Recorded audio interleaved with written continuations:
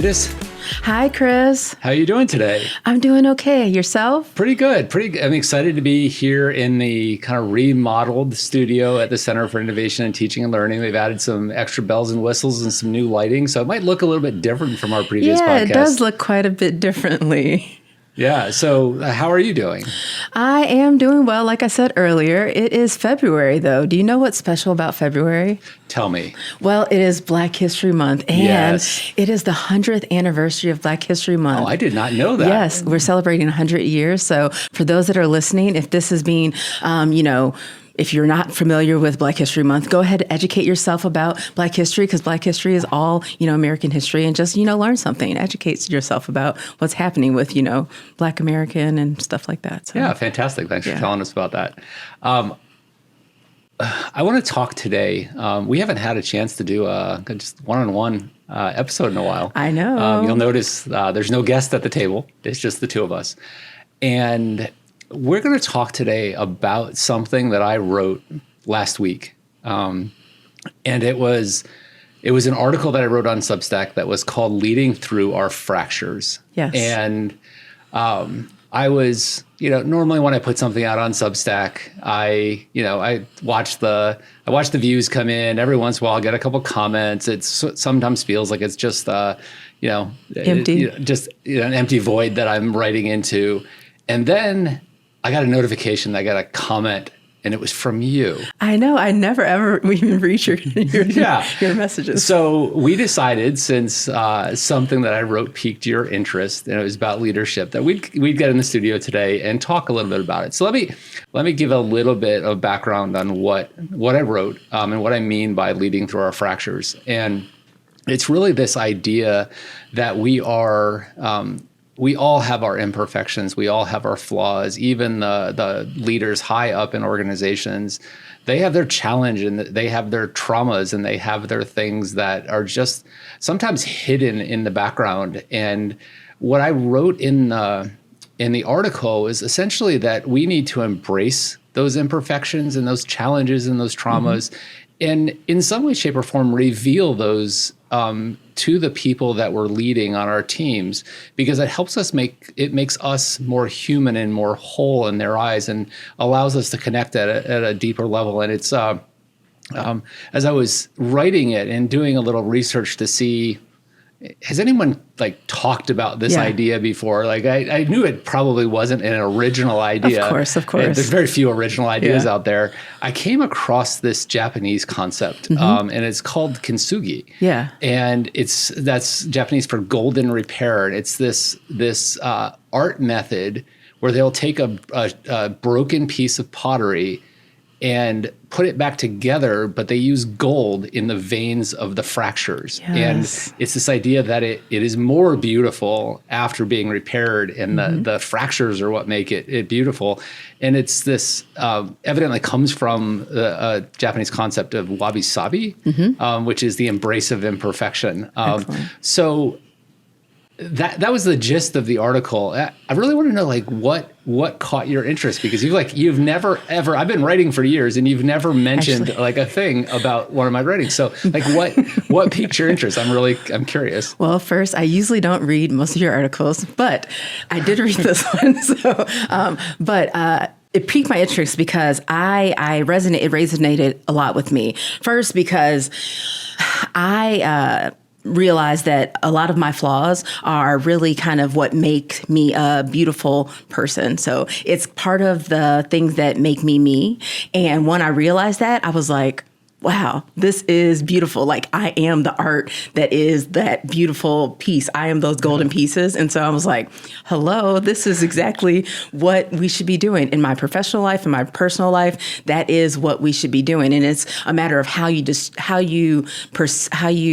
demonstrate that to others is the most important part. And so I think there's art to how you demonstrate that to others. And that piece is more of how you can lead. And so I know that not everyone knows how you show those flaws or how you can demonstrate that. And I think that piece is the part that makes you a really good leader, because there is a way to do that well, and there's a way to not do that so well. So I think that I welcome the mistakes that I've come to grips with mistakes that I've had, and I'm never going to be diminished by the mistakes that I've made. I don't let people tear me down because of them. Of those missteps. However, because of that self-awareness, I know what I can share with other people and what I cannot share, and how to share it in those type of ways. Yeah, so it's a fine line, right? Because maybe it's not a fine line. Maybe it's this like really giant gray area in the middle of all of this. Because I think we are, generally speaking, given leadership positions, increasing leadership positions because we are successful previously, right? And making mistakes and falling down sometimes feels like the opposite of success. So like, how does that work? Like, how are you honest about those mistakes that you made without getting in the way of your climbing of whatever ladder you're trying to climb? You know the Magic School Bus, Miss Frizzle, from that quote that she says, where you have to like take chances, make mistakes, get messy. Yeah. Like you have to do that in order to learn. It's just a matter of learning how to do that in the most investigation.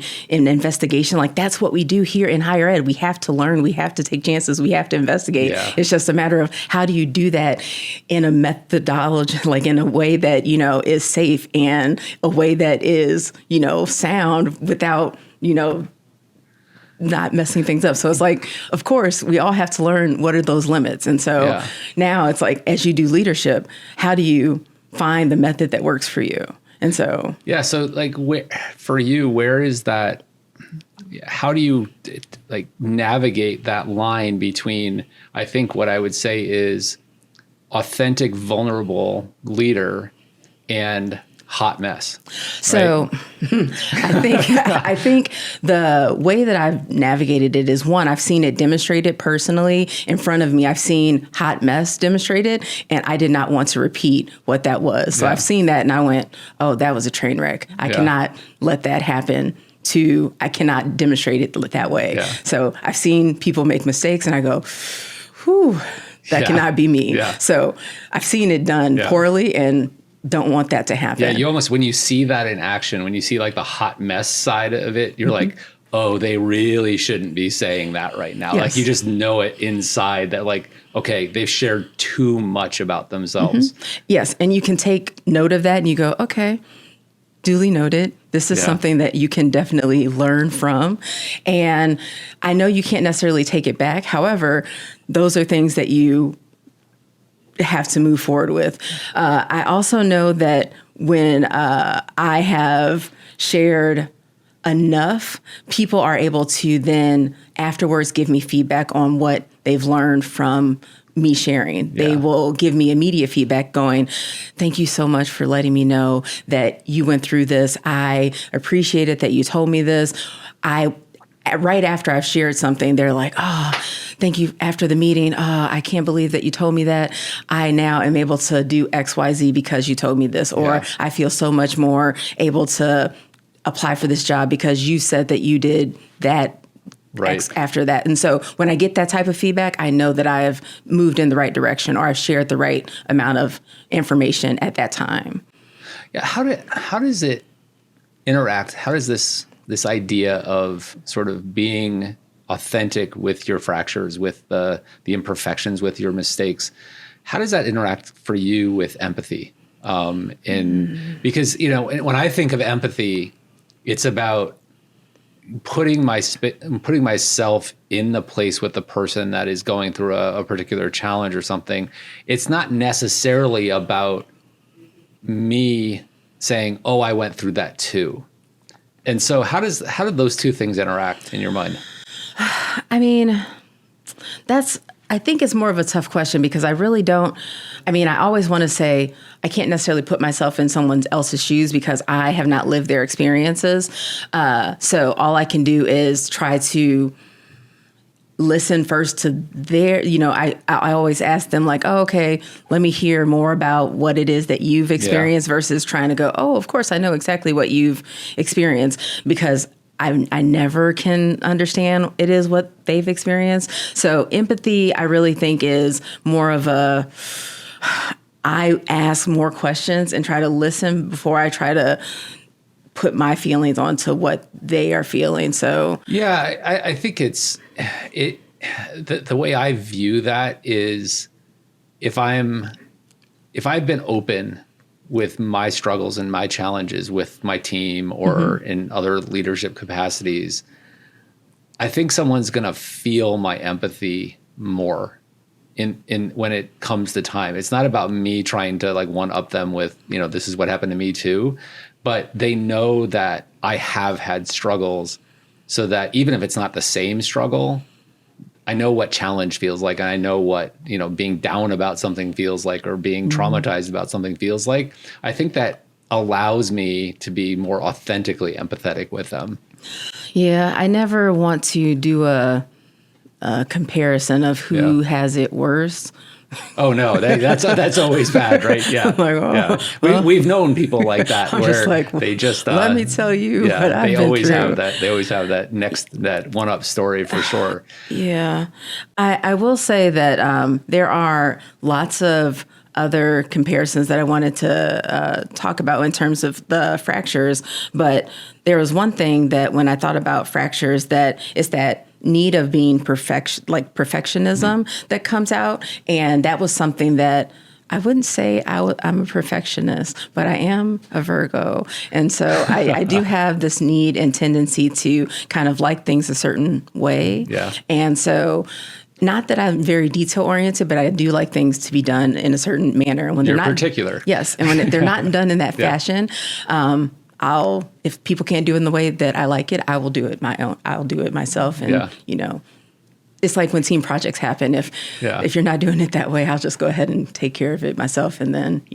put your name on it later or something like that. But I've learned that sometimes I have to be able to let go. And so when this happened, or when I read about the fractures and stuff like that, I was like, wow, sometimes you just have to. It can't always be perfect. Sometimes there's going to be things that are imperfect, and that's okay. Yep. And I learned that that's okay. And it took me a long time to come to grips with that, because I always wanted to be liked.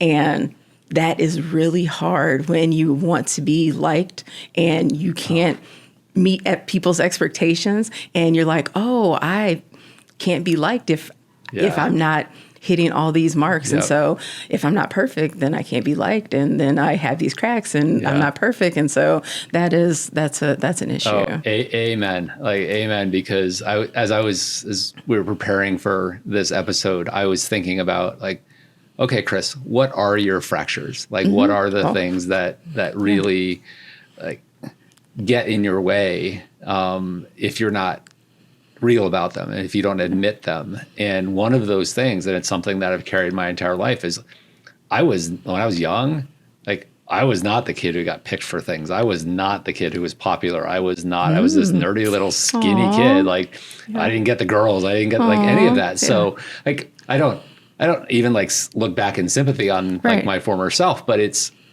those things stay with you over time. Yeah. And it all through my the early part of my professional career up until probably not too long ago, I was driven by that need to be liked, right? And it was to be the one that everyone said, oh, he's doing a great job. Mm-hmm. And I didn't ever want to admit that I didn't know something or I wasn't expert at something, because then I wouldn't be picked. And those things, even stuff from our childhood gets in our way. Does. I'm 54 years old and it still gets in my way sometimes. And I feel even though I was the one that got picked, I was student body president, or I was popular, or I was on the cover of all these things, I felt like I was going to fall down. What happens when I'm not on top? I'm like, oh, what happened? I was just like, oh no. And so I was like, this is not good.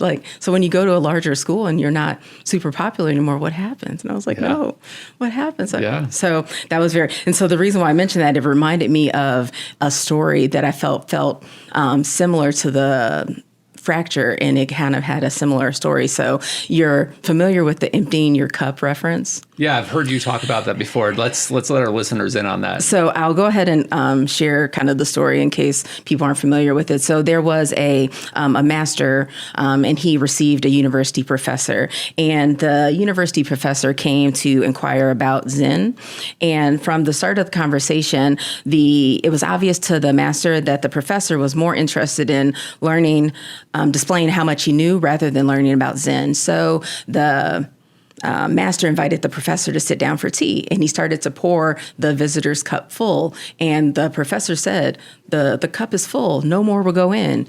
And the master said, like this cup, you're full of your own opinions and speculations. How can I show you Zen unless you first empty your cup? And so the reason why I'm sharing this is that sometimes the professor was not ready to let go of control. He really wasn't accepting of like all of the like outcomes and things like that. But you really kind of have to be able to open up and be receptive to new ideas and be able to learn and open up. And so I really feel like there was like this tie of like being able to release control and relinquish and being able to unburden yourself of like those ingrained beliefs and other things. And so I felt like there's this tie. You need to pour those things out, and at least you're pouring them out in acknowledgement, I think. Like to me, it's these things may still sit inside me. Oh, of course. Right. And they will always sit inside me. They're part of who I am. Right. The fractures don't go away. Of course.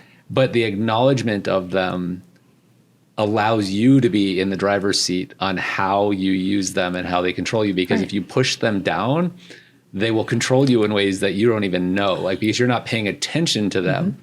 So that, like, going back to the, pick me, I didn't get picked. Like, I'll see that coming up in the back of my brain going, oh, I want to be the one that wins here.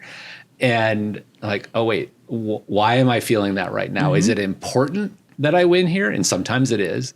Or am I just feeling insecure and that's why I need to win? And if I recognize the insecurity, I can go, you know what? It's okay for someone else to win here today. Right. Because we all have our own like competitiveness or biases or other things that we just like that compel us. But we still want to think critically and think like have our own rationale about why we do things and stuff. So that's really important. Yeah. Yeah. What's another fracture that you've experienced that sort of maybe gets in your way or you need to be transparent with those you lead about so that they understand why you are the way you are? Obviously we're talking about being open and vulnerable. So that's not really a fracture, but I think the way that I demonstrate that, the way that I demonstrate it is going to be more, I think that's more of the way that I can talk about. So I think I'm trying to provide more of an example of how I've learned how to do that properly versus just like, oh, I've modeled it or I've seen it modeled. So let me give an example of how I've demonstrated it in a way that is elegant versus just like, oh, I'm just doing it well. How have you demonstrated your vulnerability to your team? I think it's like I'll go back to maybe another one of my fractures that I identified. And that's when I first started out as a professional, I was a developer, web designer. And my boss that I had was I'm convinced she was deathly afraid of not feeling significant. Oh, okay. And so whenever someone would give me credit for the work that we were doing, she always found a way to not give me the credit. She always found a way to take the credit and diminish what those on her team were actually contributing to it. So I have this like fracture of I never got credit for what I was actually doing. It wasn't like an insecurity thing. I was actually being successful. So I have this now, like, to be open about the idea that like credit is really important to me. Okay. So I want to get credit when I deserve it. I also then that articulates out in my team as I am always giving credit to everybody that deserves it, because because of that it's, I don't want to overuse the word trauma, but like it was kind of traumatic that like every time somebody tried to give me credit, she would sort of slap me down. And that has turned around, and like I'm a big credit giver. Like I love shouting people out and saying, so I think that's one way that it's that fracture articulates itself into me being a better leader. What would you say is the opposite of vulnerability? I think it's like just self-protection. It's not even a lack of openness, but it's a self-protection, because vulnerability is, it's revealing your soft underbelly. Like that's that's the essence of it. And when you give that information to somebody, they can use it against you, right? If they can't use it against you, it's not vulnerability. Right. And so I think people are scared of being vulnerable because that vulnerability is used against them. That piece of information is used against them. And there's so many people out in the professional world that have had such bad experiences where they've been real about something. They might be real about a mental health struggle that they're having. They might be real about a mistake they made, and they get their hand slapped for it, or they have negative job repercussions as a result of being vulnerable. So like it is the opposite of that is self-protection.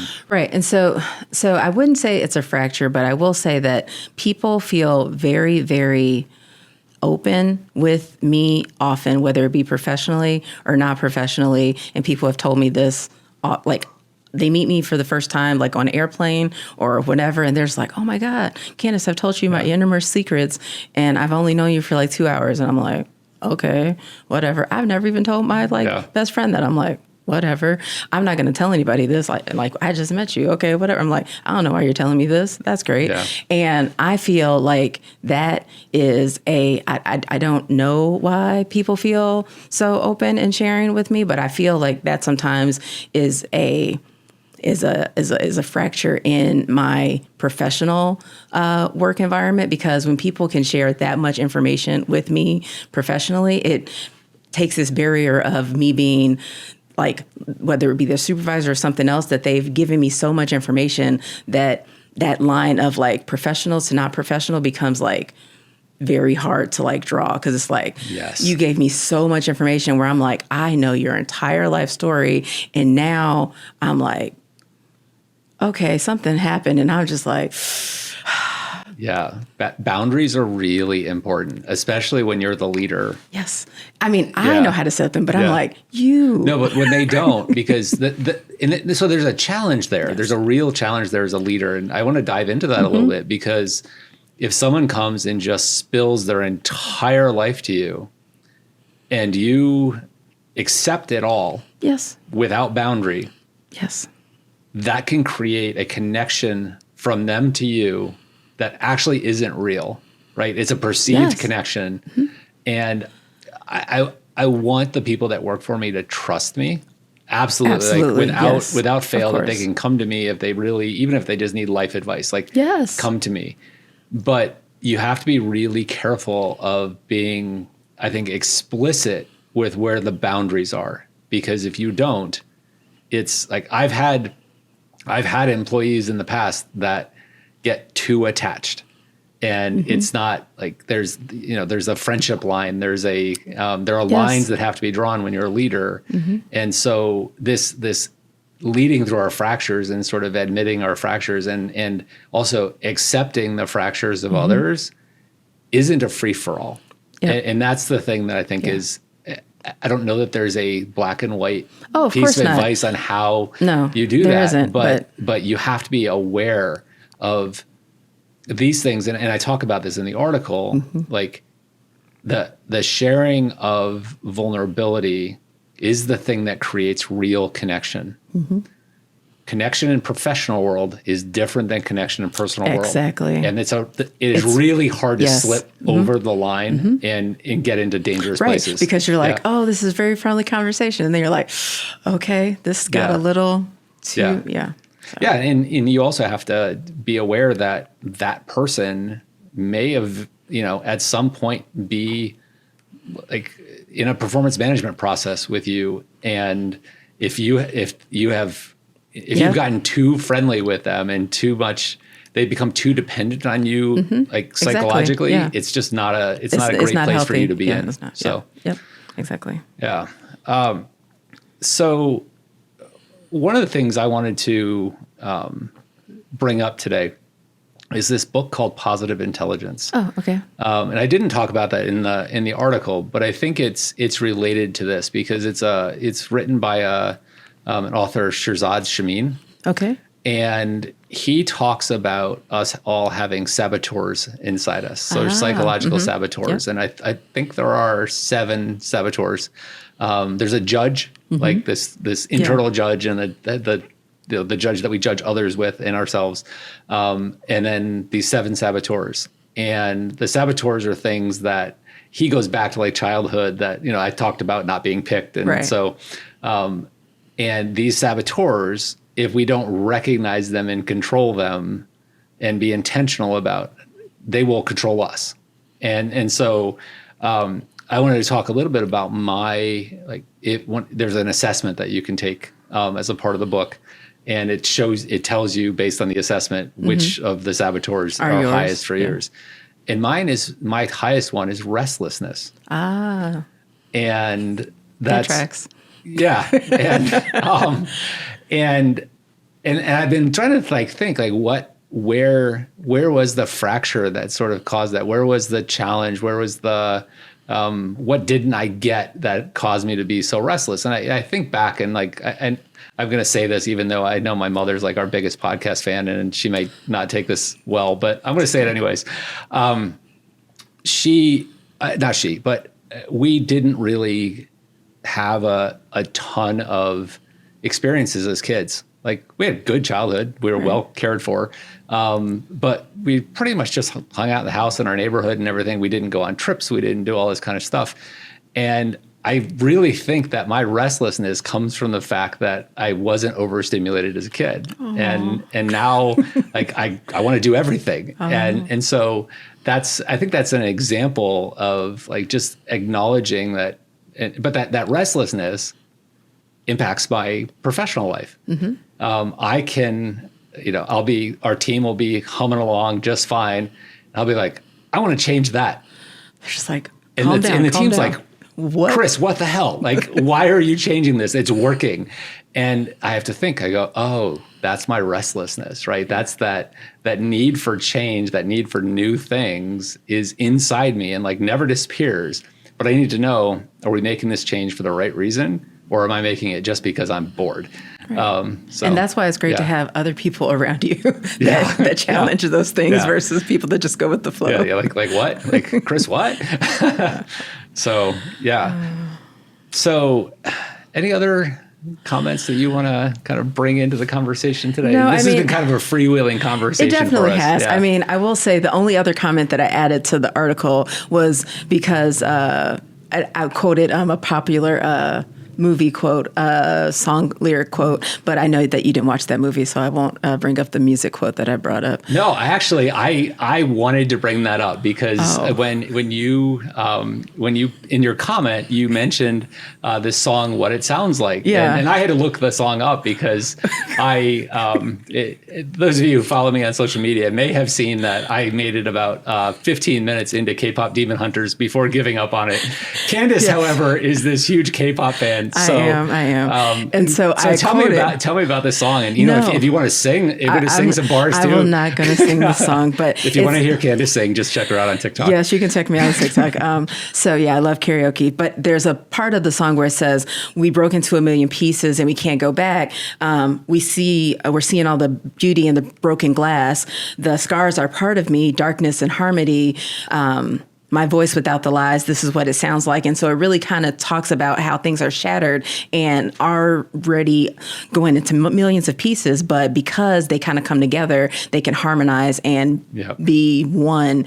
And it's beautiful melodies that are put together, but it really talks about, fractures and then coming together as one. And so it kind of resonated with me that there can be beautifulness happening into all those pieces. So. Thank you for sharing that. I did like the song, even if I didn't really like the movie. It's just not my. It's just not my thing. It's okay. So I think that's a really beautiful way of sort of wrapping up today, and just this idea that when we're embracing and acknowledging these things that are have been difficult for us in the past, it makes us appear more whole in front of the people that we are leading. It is more beautiful. And it allows other people to be more authentic in front of us. So I think that is the whole gist of why I wrote this article and why it had been like floating around in my head for about 6 months. And I finally kind of sat down and put it to not paper, but electronic, digital paper. And so thank you for your comment on it. And I'll probably watch, read more of your articles now. Yeah. Fantastic. I'd love that. And if anyone wants to read any of those, it's at thinkfeellead.substack.com. I will put the link in the show notes.